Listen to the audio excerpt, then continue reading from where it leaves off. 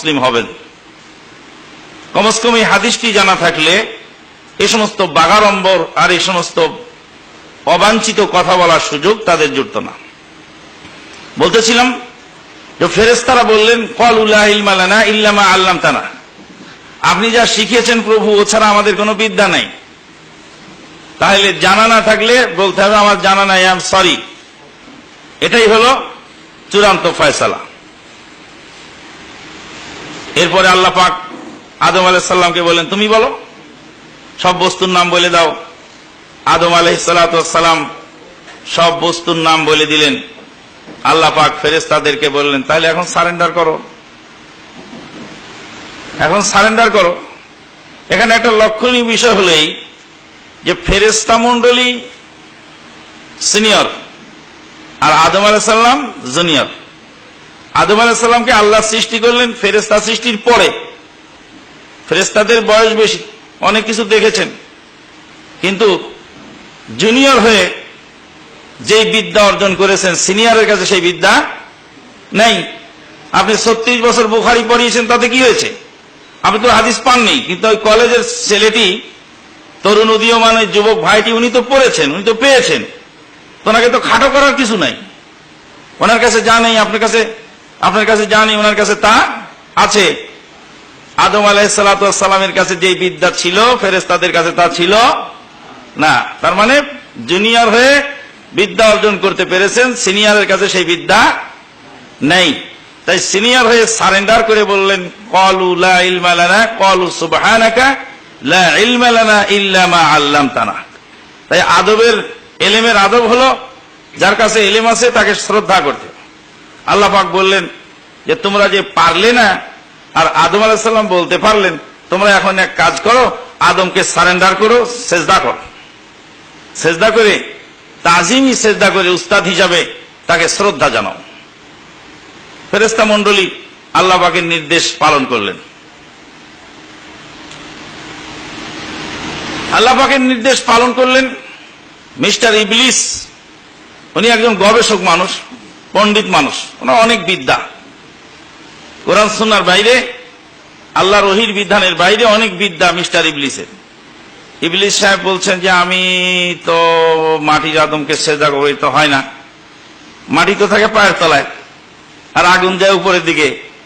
তো যার গতি উপরে আর যার গতি নিচে, নিচে গতিওয়ালাকে উপর গতিওয়ালা শ্রদ্ধা করে কি করে? এটা হয় না। আল্লাহ এই কাজটা আসলে আমার দ্বারা অসম্ভব, এটা আসলে পারবো না আমি করতে।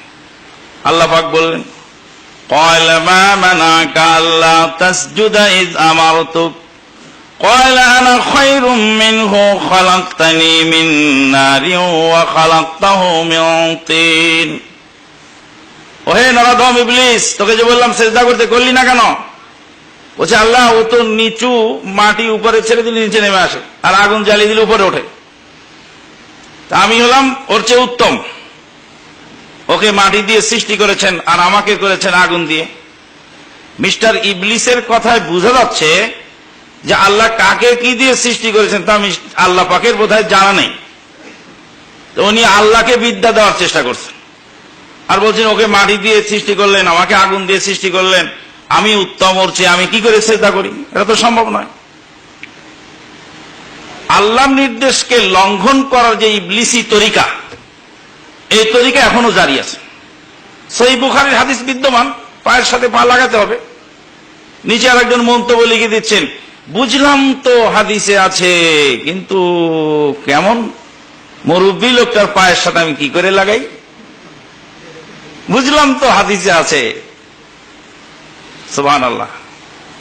মিস্টার ইবলিসও তাই বললেন, বুঝলাম তো আল্লাহ বলেছেন সেজদা করতে হবে, কিন্তু যিনি মাটির পায়ের তলে থাকেন ওনাকে আমি সেজদা করি কি করে?